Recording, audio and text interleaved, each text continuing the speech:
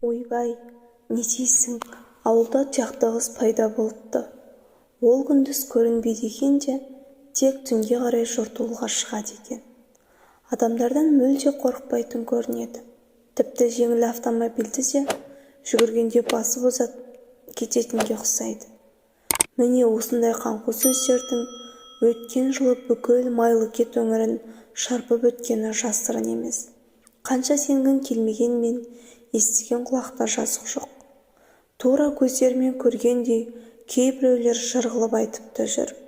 Сонымен өзіміз естіген сондай оқиғаның бірін сыртқа шығарып көрсек, сіздерден айып болмайтын шығар. Көктем айларының алғашқы күндері болса керек. Қар көбесі әлі сөгіле қоймаған шақ. Сондықтан да қара суық өне бойыңды лезде қалтыратып жібереді. Жарықбай деген жасы 60-ты алқымдап қалған кісі жеке көлігімен аудан орталығынан келе жатады. Қою қараңғылық онша түсе қоймаған кез. Айнала қарауытып тұрса да, ел аяғы жата қоймаған көнелеу «Жигули» қара жолдың апшысын қуыра зулап келеді. Содан кабинада бір өзі елегізіп келе жатқан Жарықбайдың қалың тұт ағашының жанында жалғыз өзі бұрысып тұрған жас қызға көзі түседі. Және бір қызығы, қыз елдің ішінде емес, айдалада бір өзі тұр. Ақшасы болмай, ауылына жете алмай тұрған бейбақ шығар деп, ала кетейін деген оймен Жарықбай оның жанынан өтіп барып тоқтайды. Майлыдай қара шашы иығын жапқан аққұба өңді, бота көзді қыз өзінен едәуір жерге ұзап барып тоқтаған көлікке адымдай басып кіре береді. Саламатсыз ба, ағай? Мені Көлбастауға дейін алып кетпейсіз бе деп алдыңғы орынға жайғасады. Алсам ала кетейін қызым, ауылдарың жолдың бойында ғой. Ол жақта кімнің қызы боласың деп Жарықбай жолаушыны сөзге тартады. Басы жалаңбас, үстінде жұқа жемпірі бар қыз шынында да қатты тоңып қалыпты. Емін-еркін сөйлеудің өзі ол қызға оңайға соғып тұрмағандай байқалады. Ұзақбайдың, деді қыз шамаладан соң, өз-өзіне келе алмай қалшылдап. Әлгі ұзын тура Ұзақбай ма? Трактор айдайтын қыз иә дегенде үнсіз басын изеді. Одан әрі көлік ішінде әңгіме онша өрбей қоймады. Жарықбай рөлді мұқият ұстап көзін жолдан алмаса, жас қыз жаурағанын баса алмай қалшылдай береді. Одан әрі қызға жаны қатты ашыған Жарықбай жолдың шетіне «Жигулиін» тоқтатып, үстіндегі костюмін шешіп, қыздың үстіне жабады.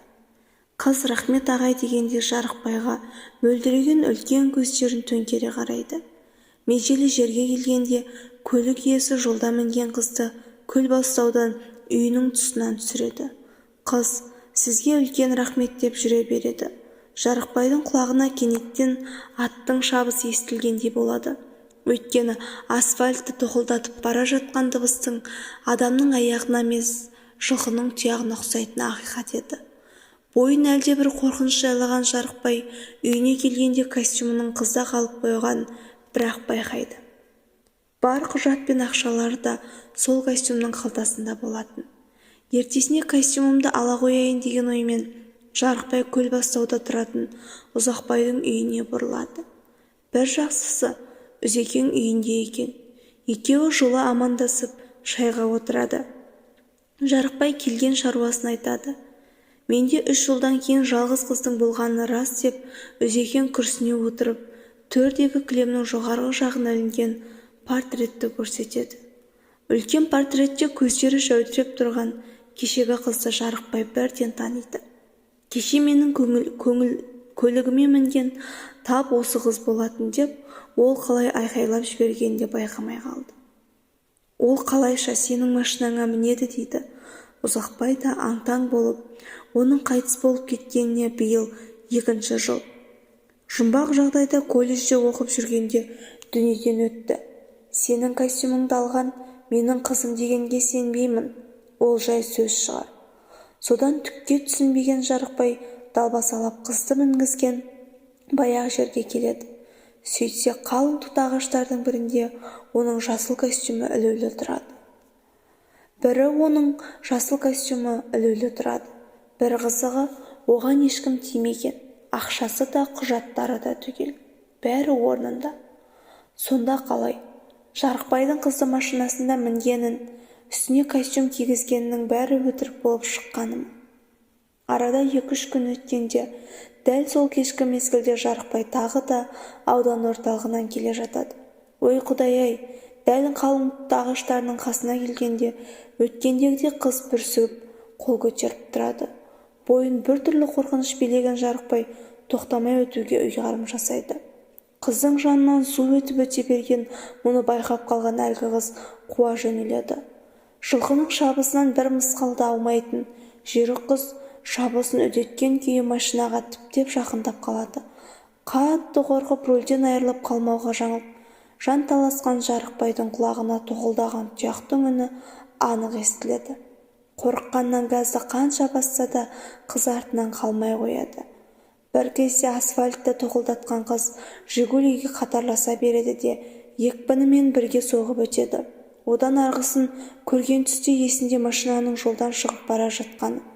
Көздері сұмдық аларып кеткен тұяқты қыздың жер көкті басына көтере айқайлап, жындадамша сақ-сұқ күлгені.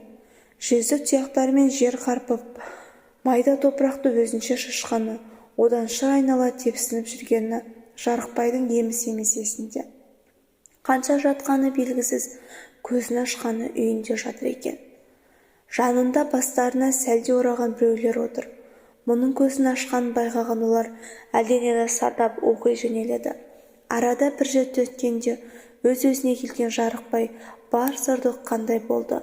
Оны жерлестері көшеден жырақ ай далаға жер сүтіргеннің арасынан тауып алыпты. Көлігін дін аман алып болғанымен өзі аузы басы қисайып, енді болмағанда өлейін деп жатқан жағдайы бар екен. Содан балалары әкелерін үйге әкеліп, молда қожаларды шақыртып оқытыпты. Осы оқиғадан соң Жарықбай көлік жүргізуді мүлде қойыпты. Беймезгіл уақытта сыртқа шығуды да доғарыпты. Уақыт өте келе намазға жығылып, таза мұсылмандық жолға түсуді жөн көріпті. Міне, біз естіген тұяқты қыздың бір әрекеті. Ал енді мұның шындыққа жанасатыны, жанаспайтыны бір Құдайға аян. Бірақ тұяқты қыздан сескеніп жүрген жандар арамызда жетерлік. Сонда тұяқты қыз деген кім болды екен? Адам ба, жын шайтан ба, жоқ әлде елес пе? Бір өкініштісі ол жағы әзірге белгісіздеу болып тұрғаны жоқ па?